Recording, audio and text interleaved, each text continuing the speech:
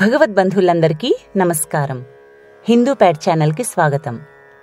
శ్రావణ మాస మహాత్మ్యము 2వ అధ్యాయము. పరమేశ్వరుడు సనత్కుమారుని మాటలు విని ఇలా అన్నాడు. ఓ బ్రహ్మపుత్ర, నమ్ర స్వభావం కలవాడా, నమ్రత మరియు విధేయతల కారణంగా నీవు చాలా శ్రేష్ఠుడవు, సమస్త సుగుణాలు కలిగిన శ్రోతవి. శ్రావణ మాసం గురించి నీ సందేహాలన్నింటినీ నివృత్తి చేస్తున్నాను. ఏకాగ్ర మనస్కుడవై విను.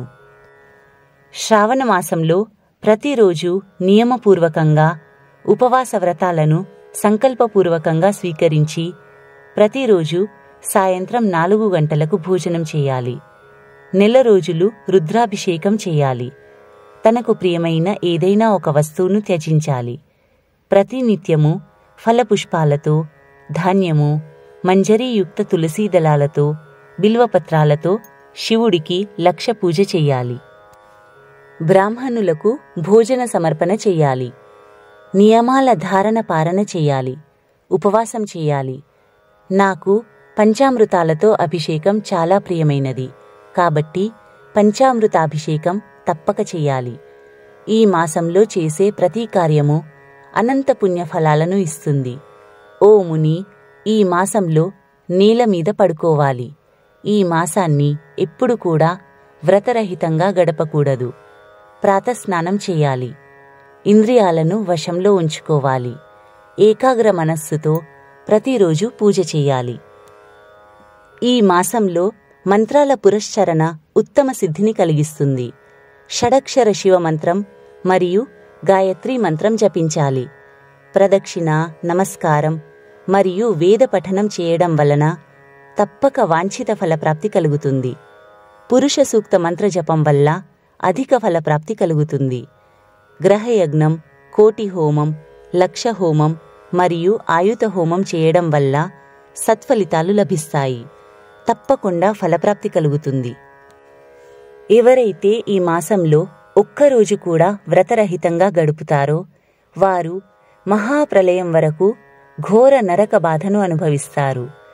నాకు అన్ని మాసాల కంటే ఈ శ్రావణ మాసం అధికంగా ప్రియమైనది.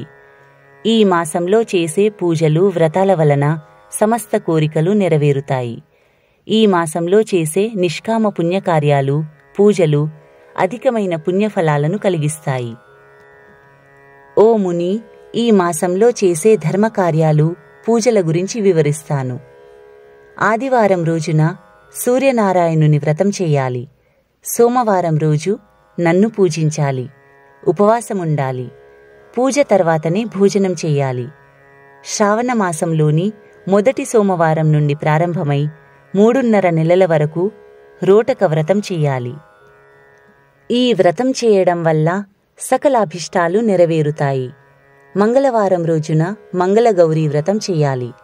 బుధవారం రోజున బుధుని వ్రతం, గురువారం రోజున బృహస్పతి వ్రతం, శుక్రవారం రోజున జీవంతికా వ్రతం, మహాలక్ష్మి మరియు వరలక్ష్మి వ్రతం చెయ్యాలి. శనివారం రోజున ఆంజనేయ స్వామిని మరియు నరసింహస్వామిని పూజించాలి. ఓ ముని, ఇప్పుడు వేరే తిథులలో చేసే వ్రతాల గురించి చెబుతాను, విను. శ్రావణ మాసంలోని శుక్లపక్ష ద్వితీయ రోజున ఔదుంబర వ్రతం చెయ్యాలి. శ్రావణ శుక్ల తృతీయ రోజున గౌరీ వ్రతం, శుక్ల చతుర్థి రోజున దుర్వా గణపతి వ్రతం చెయ్యాలి. ఈ దుర్వా గణపతి వ్రతాన్ని వినాయక వ్రతం అని కూడా అంటారు. శ్రావణ శుక్ల పంచమి రోజున నాగపూజ చేయడం ఉత్తమం. శుక్ల షష్ఠి రోజున సుపౌదన వ్రతం మరియు సప్తమి రోజున శీతలాదేవి వ్రతం చెయ్యాలి. అష్టమి మరియు చతుర్దశి తిథులలో దేవి పవిత్రారోపణం చెయ్యాలి. శ్రావణ శుక్ల మరియు కృష్ణపక్షాల్లో నవమి రోజున నక్తవ్రతం చెయ్యాలి. శుక్లపక్ష దశమి రోజున ఆషాదశమి వ్రతం చెయ్యాలి. ఈ వ్రతాన్ని మాసంలోని 2 పక్షాల్లోని దశమి మరియు ఏకాదశి తిథుల్లో చేయవచ్చు. శ్రావణ శుక్లపక్ష ద్వాదశి రోజున శ్రీహరి యొక్క పవిత్రారోపణం చెయ్యాలి. ఈ ద్వాదశి రోజున శ్రీహరిని శ్రీధర నామంతో అర్చిస్తే ఉత్తమగతి కలుగుతుంది. శ్రావణ శుక్ల పూర్ణిమ రోజున ఉత్సర్జన ఉపాకర్మ, సభాదీపం, రక్షాబంధనము, శ్రావణీ కర్మ, సర్పబలి మరియు విష్ణువు యొక్క హయగ్రీవావతార పూజ వంటి 7 కార్యాలు శ్రావణ పూర్ణిమ రోజున చేయడం ఉత్తమం.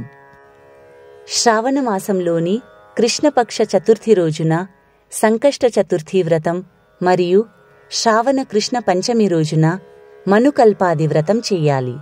ఓ ద్విజోత్తమ, శ్రావణ మాసంలోని కృష్ణపక్ష అష్టమి రోజున విష్ణు భగవానుడు శ్రీకృష్ణావతారంలో జన్మించాడు. ఈ రోజున కృష్ణ పూజ, శ్రీకృష్ణ జన్మ మహోత్సవం జరపాలి. శ్రావణ మాసంలో అమావాస్య రోజున పిఠోరా వ్రతం చెయ్యాలి. దీన్ని కుశోత్పాటనం అని అంటారు. ఈ రోజున వృషభార్చన చెయ్యాలి. శుక్లపక్షంలోని ప్రథమ తిథి మొదలు సమస్త తిథులకు వేరువేరు దేవతలు అధిపతులుగా ఉంటారు.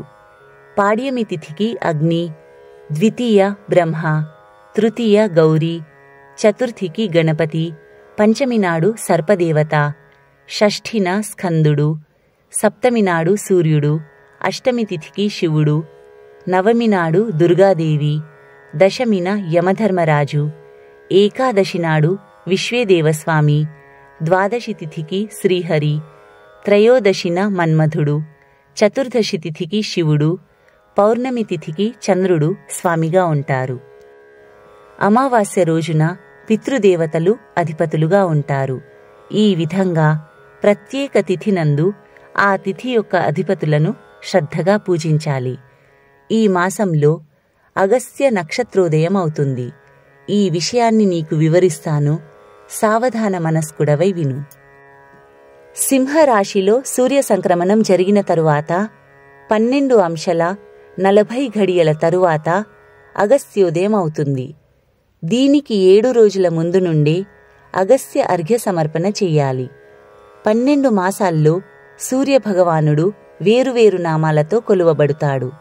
శ్రావణ మాసంలో గభస్తి పేరుతో పూజలందుకుంటాడు. భక్తి శ్రద్ధలతో సూర్యనారాయణ స్వామిని పూజించాలి. శ్రావణ మాసంలో కూరగాయలను, భాద్రపద మాసంలో పెరుగును, ఆశ్వయుజ మాసంలో పాలు మరియు కార్తీక మాసంలో పప్పుధాన్యాలను త్యజించాలి. కుమారా, ఈ విషయాలన్నీ నేను నీకు సంక్షిప్తంగా వివరించాను. ఈ శ్రావణమాస వ్రతధర్మాలను, వాటి మహాత్మ్యాన్ని సవిస్తరంగా వివరించడానికి 100 సంవత్సరాలు కూడా సరిపోవు. నన్ను మరియు శ్రీహరిని సంతృప్తిపరచడానికి ఈ వ్రతాలన్నింటినీ సంపూర్ణంగా పూర్తి చెయ్యాలి.